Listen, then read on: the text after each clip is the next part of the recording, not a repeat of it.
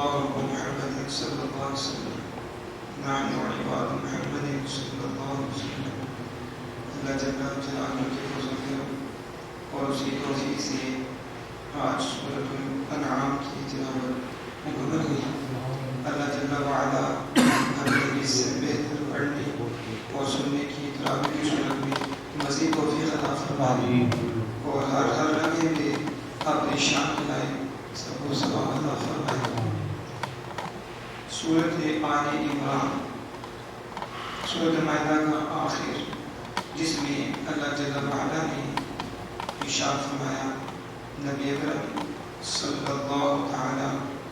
علیہ وآلہ وسلم سے یہ روایت ہے کہ آپ نے یہ آیت کریمہ پڑھی،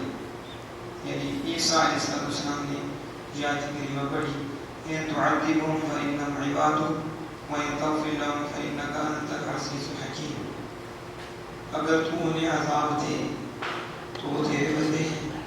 یہ کس نے پڑھا؟ حضرت عیسیٰ علیہ السلام۔ اور یہ تفسیر ابن کثیر ہے، یہ ہمارے لیے دوسرے لوگوں کی ہے، لیکن بات ہماری کا نہیں ہے۔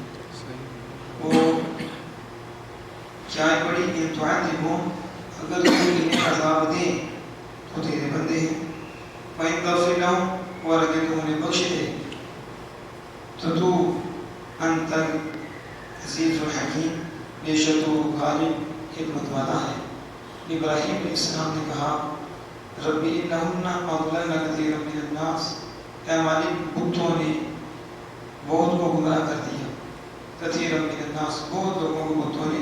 گمراہ کر دیا، فمن تبعنی منی، جس نے میری پیروی کی بس وہ میرا،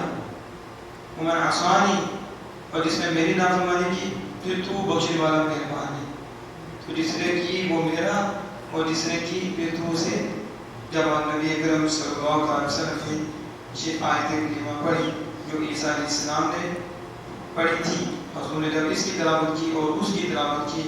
اور تلاوت کرنے کے بعد آپ صلی اللہ علیہ وسلم نے آپ نے یہ دو والے ہاتھ اٹھا دیے، فرفع یدیہ۔ یہ حدیث بات موجود ہے، لیکن میں تفسیر ابن کثیر کے حوالے سے بتا رہا ہوں تاکہ وہ لوگ جو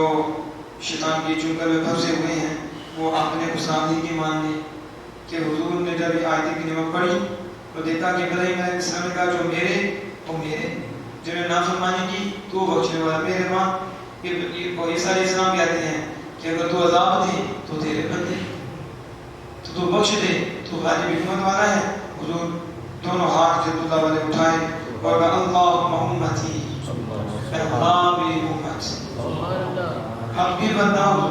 حضور کے نقشے قدم لینا چاہیے اور حضور کی شان بیان نہ کرے تو پھر وہ لانتیری دور کیا ہے؟ جو حضور کے خلاف بولے تو لانتیری دور کیا ہے کہ حضور آیتیں پڑھ کر کہ رو رہے ہیں، رونا شروع کر دیا، اللہم امتی اللہم امتی ویبکا، اور آپ رو پڑے، آپ روئے۔ فقال اللہ یا جبریل، تو اللہ تعالیٰ نے فرمایا اے جبریل۔ اب اللہ کو نہیں پتا محبوب کیوں رویا ہے، یہ ہے جس کے دل میں محبت مصطفیٰ ہو پھر وہ بتاتا ہے شان مصطفیٰ کیا ہے۔ قرآن سے بھی نظر آتی ہے، حدیث سے بھی نظر آتی ہے، لیکن عینت کی عشق چاہیے، محبت بھی چاہیے۔ تو جہاں بغض کی عینت لگی ہو وہاں سورج بھی نظر نہیں آتی۔ تو حضرت جبریل علیہ السلام کو اللہ فرماتا ہے خود کیوں نہیں مالک فرماتا، مالک کو پتا ہے کہ محبوب کیوں روئے ہیں، لیکن جبریل سدرہ پہ ہے، عرش کے نیچے سدرہ کے، تو وہاں جبریل ہے، اور جبریل کو اللہ فرمایا یا جبریل اذهب الى محمد صلی اللہ علیہ وسلم، جاؤ میرے محبوب کی بات کرو۔ یہ ہے مقام مصطفیٰ۔ اللہ پاک سے نہیں پوچھ سکتا، اللہ پاک کو تو پوچھ، اللہ پاک کو پتہ ہے، اللہ پاک کہتے ہیں جبریل جاؤ اور محبوب کو کہہ دو مجھے پتہ ہے کیوں روئے ہو، وہ ہم کر دیں گے۔ یہ نہیں، یہ ہے محبوب کی شان دکھانا۔ اذهب الى محمد صلی اللہ علیہ وسلم، یا جبریل جاؤ محمد صلی اللہ علیہ وسلم کی طرف، وَرَبُّكَ أَعْلَمُ، اور آپ کا رب، تیرا رب زیادہ جانتا ہے۔ اللہ کو پتا ہے کہ محبوب کیوں روئے ہیں، لیکن پھر بھی جبریل جاؤ میرے محبوب کی بارگاہ میں، فَاسْأَلْهُ، اور محبوب سے پوچھو، مَا يُبْكِيهِ، کس چیز نے رلایا ہے، کس چیز نے، یہ محبت دور کیا ہے، سب کچھ پتہ ہونے کے باوجود جبریل کو سدرہ سے بھیجا جا رہا ہے اس لیے کہ جاؤ جبریل محبوب کی بارگاہ میں اور پوچھو کون سی چیز آپ کو رلاتی ہے۔ آج وہ کہتے ہیں کہ پتہ ہوتا تو سوال کیوں کرتے؟ میں نے کہا شرم کرو، حیا کرو، رب جبریل کو بھیج کے محبوب سے سوال کرتا،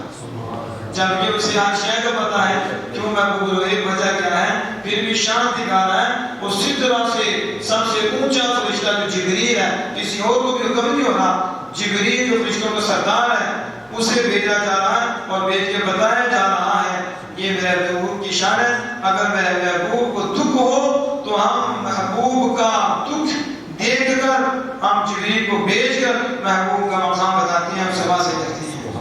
اب حضور صلی اللہ علیہ وسلم کی بارگاہ میں آئے، پوچھا فاتاه جبریل آئے، فسألہ آپ سے پوچھا، فاخبرہ رسول اللہ صلی اللہ علیہ وسلم بما قال، رسول اللہ صلی اللہ علیہ وسلم بتا دیا، خبر دے دی، یعنی کیوں رویا؟ امت، کیونکہ عیسیٰ علیہ السلام نے کہا تیرے عذاب دے دو تیرے بندے، ابراہیم علیہ السلام کہا کہ میرے وہ میرے، جن نافرمانی کی بھی تو ہی ہے، تو حضور نے کہا امتی، امت کی وجہ سے رویا، امت کی وجہ سے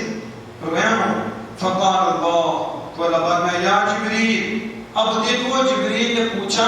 اور پوچھ کر پھر سدرہ، اب پھر جبریل کیے ہیں، وہاں پہنچ گئے، پھر اللہ سے رابطہ، عرض کے مالک تیرے محبوب یہ کہتے ہیں کہ میں امت کی وجہ سے رویا ہوں، تو اللہ پاک نے اذهب الى محمد، جبریل جاؤ، پھر دوبارہ پھر جبریل آ رہے ہیں، تو بار بار جبریل آ رہے ہیں، اب بھی نہیں پتا چلتا کہ شان مصطفیٰ کیا ہے، مقام مصطفیٰ کیا ہے۔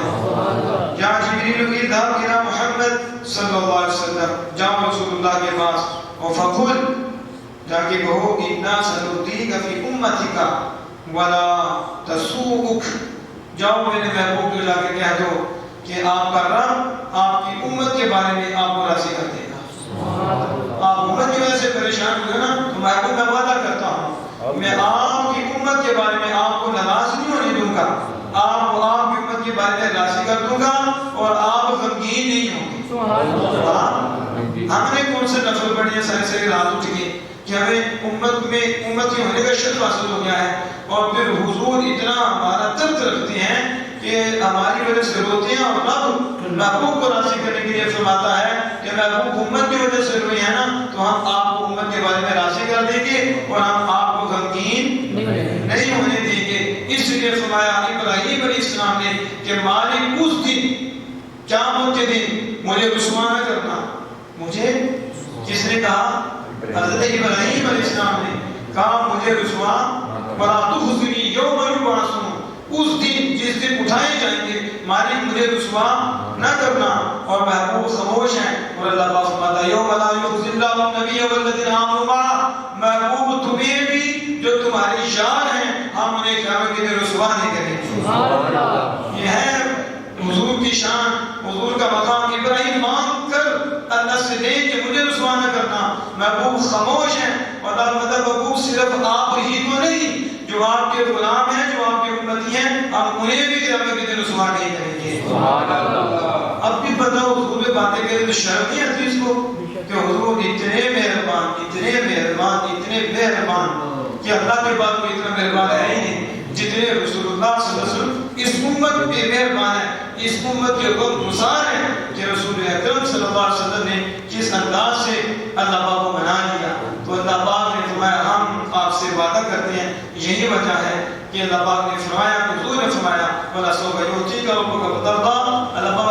اتنا دوں گا تجھے، اتنا دوں گا کہ دینے کو بھی دیکھوں گا، تیرے چہرے کو دیکھوں گا، ہم تیری رضا پہ چھوڑیں گے، تیری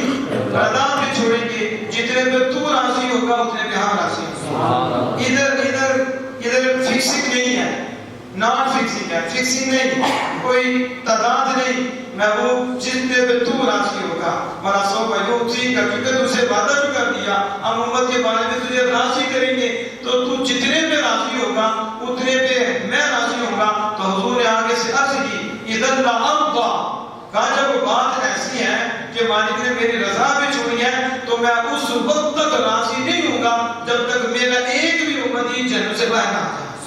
جائے۔ اب اس آقا پہ درود نہیں پڑھنا چاہیے، ان کی اتباع نہیں کرنی چاہیے، تو کیا کرنی چاہیے؟ میں آخری بات کر کے